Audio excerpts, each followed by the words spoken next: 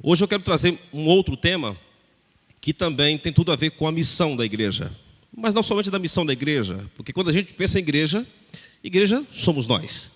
Por isso, convido você a pegar a sua Bíblia, abra a tua Bíblia no Evangelho de Lucas. Lucas, capítulo 10. Abra a sua Bíblia no Evangelho de Lucas, no capítulo 10. Nós leremos a partir do versículo 25.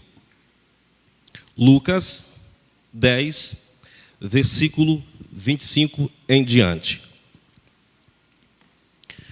Uma das marcas do cristianismo verdadeiro, de fato, é o amor ao próximo. E esse amor, ele foi demonstrado de maneira assim, muito profunda na pessoa de Cristo. Quando a gente avalia o que Jesus Cristo fez para vir resgatar o ser humano, a gente não consegue compreender a motivação de Cristo. Ora, como pode, estando no céu, sendo também o próprio Criador, sente o desejo de, claro, quando cria, ele também monta o plano da redenção, mas como pode esse Criador vir à Terra, conviver com seres humanos, passar por situações desafiadoras, ser traído, ser negado e se oferecer como oferta pelo pecado? Então, quando a gente observa isso na vida de Cristo, isso nos impressiona. A marca de Cristo também é a marca do amor e o serviço. E o tema de hoje tem tudo a ver com isso. No capítulo 10 do livro de Lucas, a partir do versículo 25, nós temos uma das mais belas histórias acerca de como, em primeiro lugar, como Deus é com o ser humano e também como nós deveríamos ser uns com os outros. No capítulo 10, versículo 25, diz assim, eu vou ler aqui, você me acompanha daí. Certa ocasião, um perito na lei levantou-se para pôr Jesus à prova e lhe perguntou: Mestre, o que preciso fazer para herdar a vida eterna? O que está escrito na lei? Respondeu Jesus. Como você a lê? Ele respondeu: ame o Senhor, seu Deus, de todo o seu coração, de toda a sua alma, de todas as suas forças e todo o seu entendimento. E ame o seu próximo como a si mesmo. Disse Jesus: você respondeu corretamente, faça isso e viverá. Mas ele, querendo justificar-se, perguntou a Jesus: e quem é o meu próximo? Em resposta, disse Jesus: um homem descia de Jerusalém para Jericó quando caiu nas mãos de assaltantes. Estes lhe tiraram as roupas, espancaram-no e se foram, deixando-o quase morto. Aconteceu estar descendo pela mesma estrada um sacerdote. Quando viu o homem, passou pelo outro lado. E assim também o levita. Quando chegou ao lugar e o viu, passou pelo outro lado. Mas um samaritano, estando de viagem, chegou onde se encontrava o homem. E quando o viu, teve piedade dele. Aproximou-se, enfaixou-lhe as feridas, derramando nelas vinho e óleo. Depois colocou-o sobre o seu próprio animal. Levou-o para uma hospedaria e cuidou dele. No dia seguinte, deu 2 denários ao hospedeiro e lhe disse: cuide dele. Quando eu voltar, lhe pagarei todas as despesas que você tiver. Qual desses 3 você acha que foi o próximo do homem que caiu nas mãos dos assaltantes? Aquele que teve misericórdia dele, respondeu o perito da lei. Jesus lhe disse: vá e faça o mesmo. Essa é uma história conhecida. Eu acredito que o nosso desafio não é conhecer o que é certo, mas praticar aquilo que a gente já conhece. Neste caso, nós tínhamos um homem que tinha todo o conhecimento para fazer a diferença dentro daquilo que ele mesmo acreditava. Mas, pelo que o texto nos indica, não fazia. E, de fato, quando eu manifesto a fé em Cristo Salvador, em Cristo como meu Salvador, e as minhas obras, elas não se aproximam daquilo que Cristo fazia, nesse caso a minha fé torna-se infrutífera, né? Porque naturalmente, se eu professo crer em Cristo, e disse Cristo, né? Todo aquele que crê em mim fará a mesma obra que eu faço, naturalmente, a nossa maneira de enxergar a vida, a nossa maneira de enxergar as pessoas, terá um paralelo com a maneira como Cristo via e fazia. Então, eu arrisco dizer que hoje, e começo por mim, o grande desafio que tenho não é conhecer mais, mas sim tornar o conhecimento produtivo, tornar o conhecimento algo prático. A religião, ela tem a ver com experiência, que ela é pessoal e intransferível. Por esse motivo, hoje eu também vou desafiar você. Vou desafiá-lo a dar um passo além do que você já tem dado, mediante a fé que você tem. Recapitulando um pouco dessa história. Jesus gostava de contar as histórias porque elas traziam um pouco mais de clareza na mente do ouvinte. Disse Jesus que um homem descia de Jerusalém. E enquanto descia, salteadores costumavam ficar por aquela área. Eu estive dando uma olhada em algumas fontes históricas. E de Jerusalém até o ponto, né, onde a gente tinha ali o nível de altitude menor, esse camarada iria descer 1.000 metros de altitude, praticamente em pouco espaço de comprimento. O lugar era todo cheio de fato, a topografia não ajudava. E descendo esse homem, e não foi surpresa, né? Porque o lugar era desafiador, foi apanhado ali e roubaram-no. Roubaram-no tanto que até a sua roupa levaram. É curioso como, nesse mesmo caminho, conta-nos a narrativa, que 2 religiosos vinham provavelmente de um serviço sagrado. Você tem um sacerdote que vem por este caminho, e esse sacerdote, ele era o representante, né, do povo diante de Deus. Era quem ajudava no processo de intercessão. Ele recebia os pecadores à porta do templo ou no templo e mediava o pecador, através do sangue do cordeiro, diante lá do altar. Um homem que tinha conhecimento, mas ao ver alguém caído, e o texto nos diz que esse cidadão foi espancado, né, e ficou semi-morto, o sacerdote olha, e o texto nos informa que ele passou para o outro lado do caminho. E a pergunta que nos vem à mente é: por que ele desviou-se? Por que ele passou para o outro lado do caminho? Existe a possibilidade de que ele não quisesse contaminar-se. Ao tocar em alguém morto, poderia ficar impuro. Mas, como fica a questão do amor ao próximo, né? Lembre-se que o homem que estava ali era um judeu. Mas o sacerdote passa para o outro lado e segue viagem.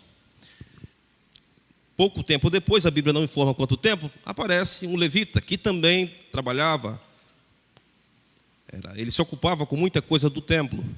Ele dava um suporte ao sacerdote. Os utensílios do templo, entre outras coisas. Ele faz a mesma coisa. Ele chega, percebe que tem alguém semi-morto, então ele muda a trajetória e segue viagem. Até esse ponto a gente pode pensar assim, bem, como é que pode, né? Um homem que era visto como um sacerdote, ou melhor, não somente visto como de fato fazia o papel de intermediação, não socorrer o próximo. Que religião é esta que vê alguém e não se comove? Quero aqui abrir um parêntese para dizer que nós não podemos acusar o sacerdote. De alguma forma, nós temos a tendência de ter a mente meio que cauterizada com o sofrimento alheio. Em algum momento você passa por um local e você percebe alguém com necessidade, te comove um pouco. Mas se você passa constantemente por aquele lugar e percebe a mesma pessoa, a tendência é acreditar que aquilo é normal. E que cada um tem o seu problema. Portanto, o problema do outro não é o meu problema. Você já passou por isso? De em algum momento se pegar pensando assim, puxa, eu estou achando que isso é normal, já. De tanto ver a maldade, ou de tanto lidar com situações difíceis, quando a gente não age para tentar mudar alguma coisa na nossa esfera, a tendência é a gente se acomodar ao contexto. Mas a Bíblia disse que desceu dali também um homem que iria fazer uma viagem. E pelo que o texto nos informa, ele não ia para a casa dele. Ia para um outro destino. E ao passar por ali, ele era um samaritano. E o samaritano, você já conhece a história do samaritano e judeu. Eles não se davam bem. Principalmente por causa do judeu. Pelo senso de superioridade religioso, o senso religioso da superioridade sobre o outro, entre outras coisas. Então o judeu, ele agradecia por não ter nascido samaritano. E alguns agradeciam também por não ter nascido mulher.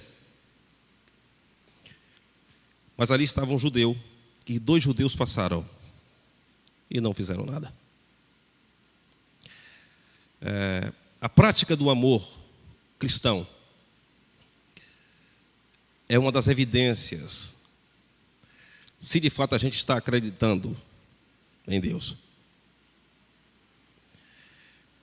O samaritano chega perto, observa. O texto diz aqui que ele analisou a situação e percebeu que o homem estava semi-morto. Eu não sei o que ele fez, se ele tocou, se ele mexeu, se ele puxou. Mas o texto diz que ele se compadeceu. E a expressão compadecer aqui, ela é muito utilizada pelos demais evangelhos, escritores, quando Cristo via as pessoas em situações difíceis. E é um sentimento que eles usam para falar de algo que vem das entranhas, que é algo que vem de dentro, algo que mexe com você, algo que não te deixa em paz, algo que te move. Não é algo que te conforta, é algo que te move. E esse cidadão samaritano, ele quebrou a barreira do preconceito, e então decide colocar a mão na massa. Veja, ele tinha uma viagem a fazer. Talvez um objetivo a alcançar com aquela viagem, não sei qual era, mas tinha um trajeto a ser percorrido, num horário também que talvez fosse complicado para passar. Mas ele para o seu projeto para dar atenção a um desconhecido. Ele para o seu projeto para resgatar alguém. Ali mesmo ele faz os primeiros socorros, usando o que tinha. O próprio vinho, né? Com o óleo, limpa as feridas. De alguma forma, enrola alguma coisa ali nas feridas da pessoa. Pega essa pessoa, coloca sobre o seu animal. Claro, a Bíblia não vai dizer se eles foram juntos ou não, mas eu quero crer que ele tivesse puxado o animal. Agora ele começa a caminhar para poder dar carona para alguém. Começa a servir. E caminha por alguns quilômetros. E eu fico imaginando como é que estava a mente dele, porque ele tinha uma viagem para fazer. Você já teve alguma interrupção na sua viagem? É bom ter a viagem interrompida? Não é bom. Porque a gente sai com horário, certinho para poder chegar. A margem de tempo, de diferença, é pouca coisa. E quando algo interrompe a nossa caminhada, é desafiador. Mas ele parou e fez algo tremendo, que foi perceber o semelhante. Levou para a hospedaria, cuidou um pouco mais dele. Só que veio o pós. No dia seguinte, ele conversa com o cidadão que havia hospedado e disse: olha, vou pagar aqui 2 dias de serviço, 2 denários. Cuida dele. Eu vou continuar a minha viagem, vou retornar. Caso tenha que gastar algo a mais com ele, pode fazer, porque eu vou restituir você. Essa história, ela nos faz sentir um pouco incomodado. Vocês concordam comigo? Por que esse homem fez tamanha obra? Agora, vamos pensar nos dias de hoje. Lembre-se, as histórias estão registradas não para a gente ler apenas e pensar: puxa, que legal, né? Em alguns momentos as histórias dizem assim: não faça como este fulano fez. Em outros momentos a tônica é: faça como este personagem fez. Nesse caso, faça como este homem fez.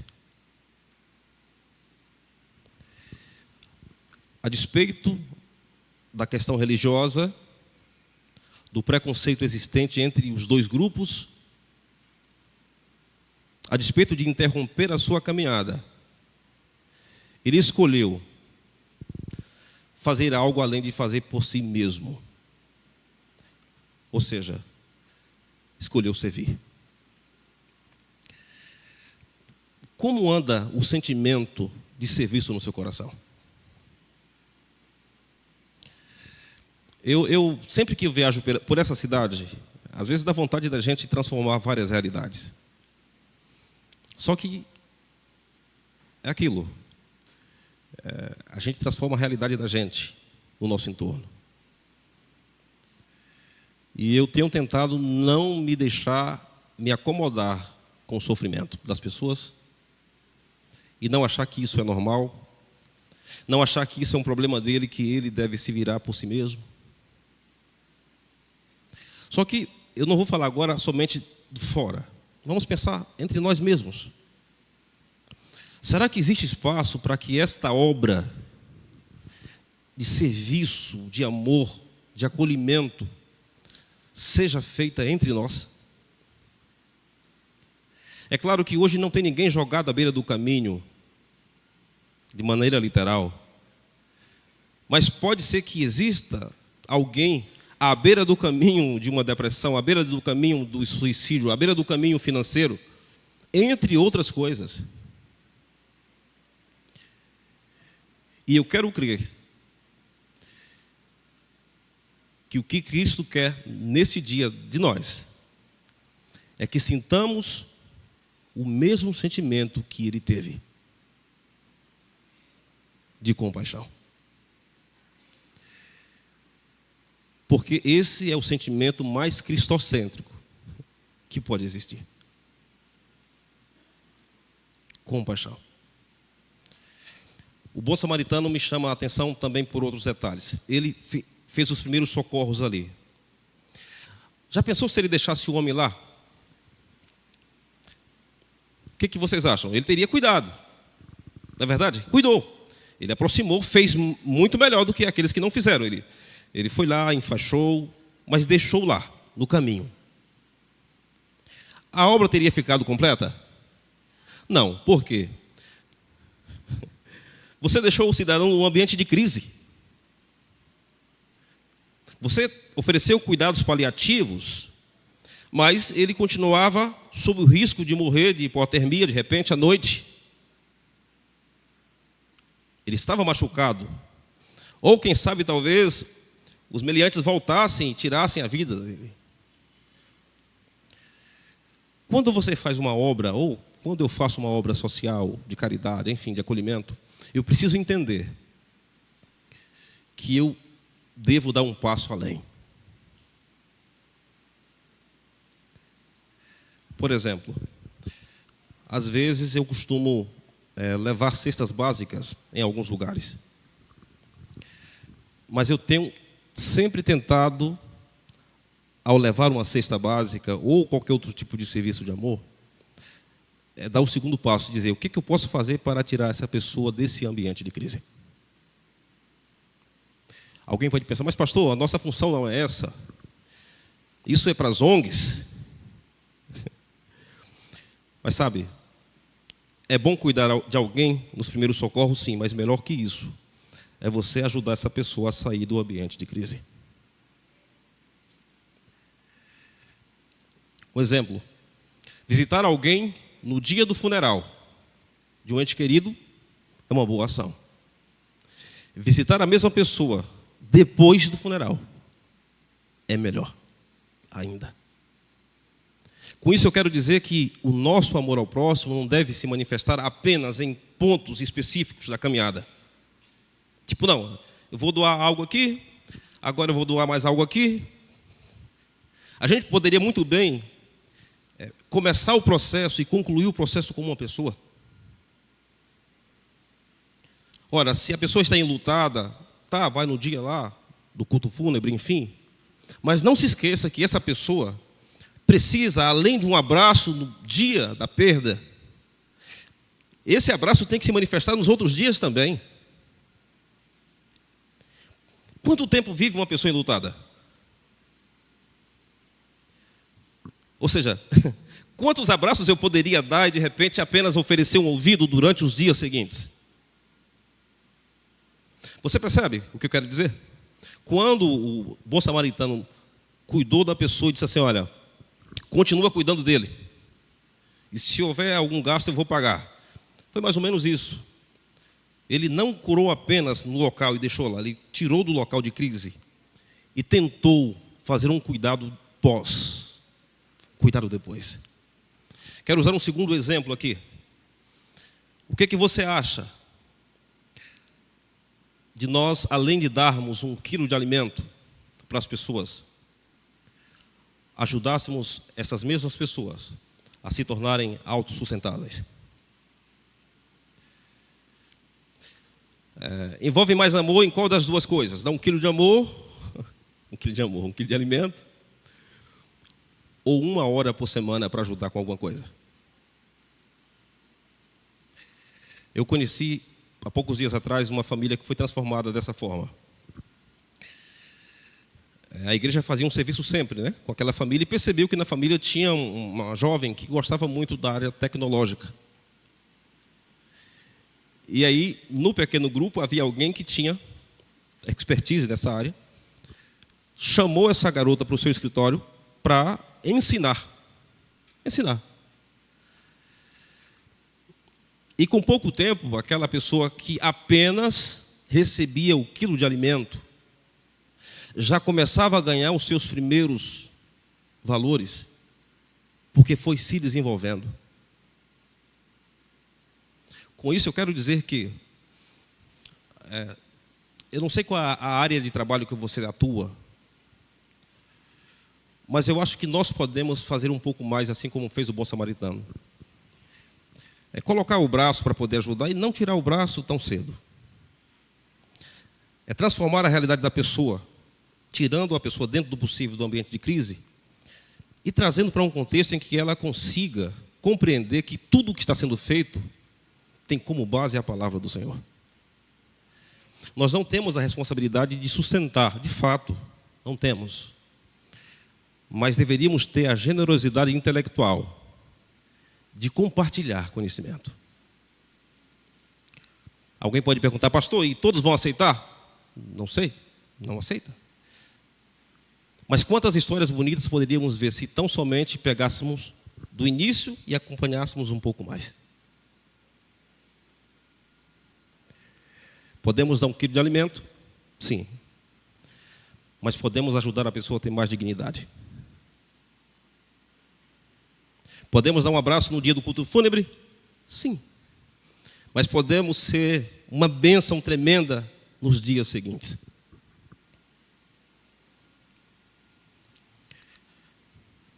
não tenhamos um projeto social específico. Sejamos, durante a semana, alguém com um coração mais motivado pela compaixão. E se assim a gente fizer, a gente vai perceber que no final das contas, as nossas ações bem direcionadas no acolhimento daqui e dali, nós estaremos representando mais aquele que a gente crê, chamado Cristo. Disse Cristo: todo aquele que crê em mim fará a mesma obra que eu faço. Eu fico sonhando com a possibilidade de um dia da gente abraçar Aracaju. Já pensou? Abraçar Aracaju.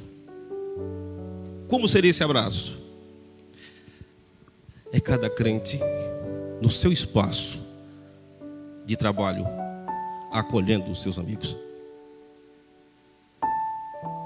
É cada crente no seu espaço de moradia, acolhendo os seus vizinhos. É cada crente no seu momento de lazer, acolhendo os seus amigos. É cada crente observando para as realidades que muitas vezes acontecem perifericamente na cidade, mas se colocando à disposição para ajudar na transformação. E é claro, tudo isso acontecendo pelo poder da palavra. Eu quero desafiar você. Primeiro sábado, o desafio foi: encontre alguém, ore com essa pessoa. Não vai doer. Encontre alguém por quem você tem orado. Agora, ore com a pessoa. O desafio de hoje é: olhe mais para o seu lado.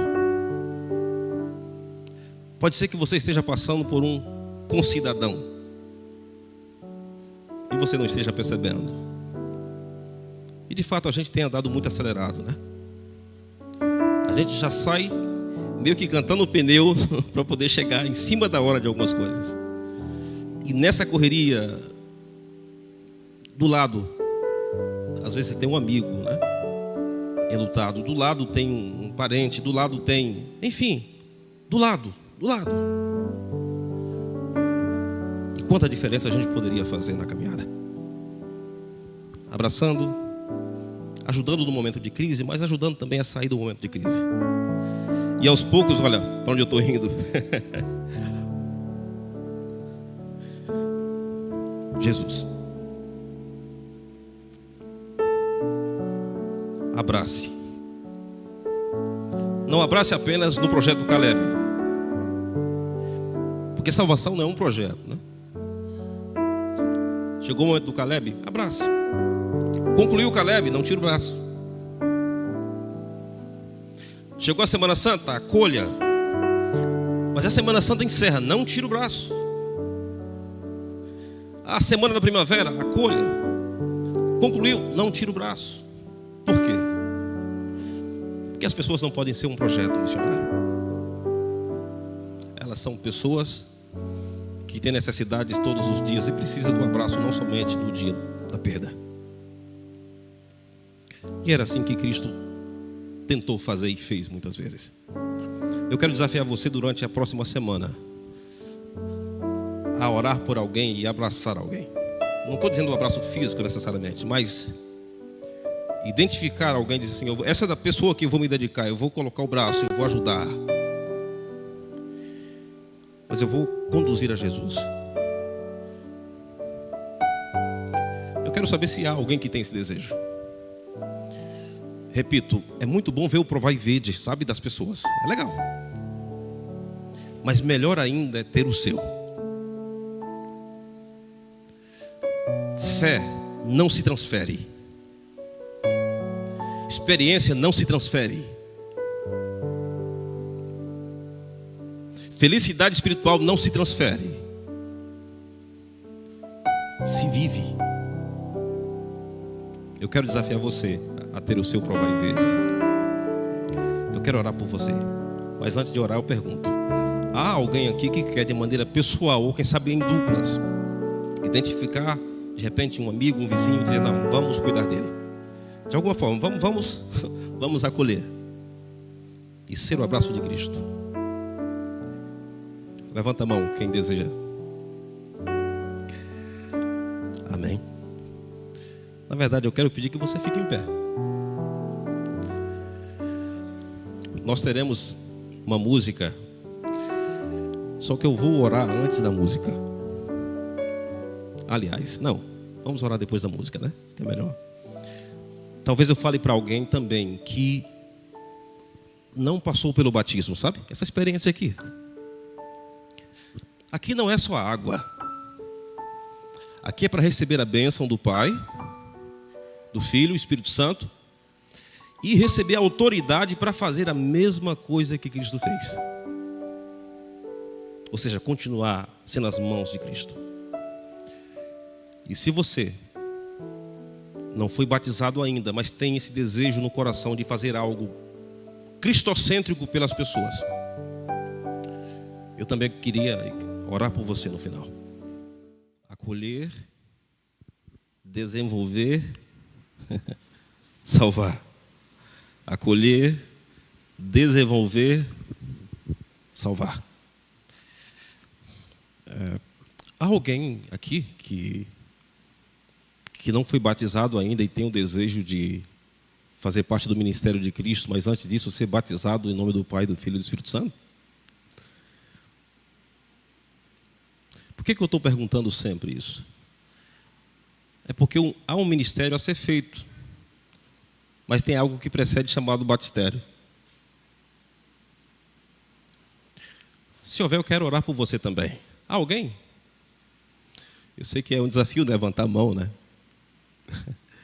Bem, você que nos acompanha, não sei, não conheço você. Se você tem um desejo também de ser missionário, de ter esse ministério, eu lembro você que você precisa aceitar primeiro o dono do ministério, indo até o batistério. E se é o seu desejo, nos procure. Nós queremos que você se junte a nós, somando as mãos, para a gente abraçar essa cidade, acolher muita gente, desenvolvendo e levando para Cristo. Oremos. Bondoso Pai, muito obrigado pela reflexão que nos trouxeste. A partir de hoje nós queremos olhar mais para o lado, porque muito embora estejamos na correria dos nossos compromissos, nós não queremos deixar de sentir compaixão, começando pelo nosso lar, se estendendo aos nossos vizinhos, o nosso local de trabalho. A gente passa um terço do tempo no trabalho, Senhor. Nos ajuda a transformar esse ambiente também num ambiente de compaixão, de acolhimento, de salvação. Nos conceda a Tua paz e ensina-nos a Te servir. Coloca, Senhor, pessoas no nosso caminho durante essa semana. Queremos provar e ver. Em nome de Jesus. Amém.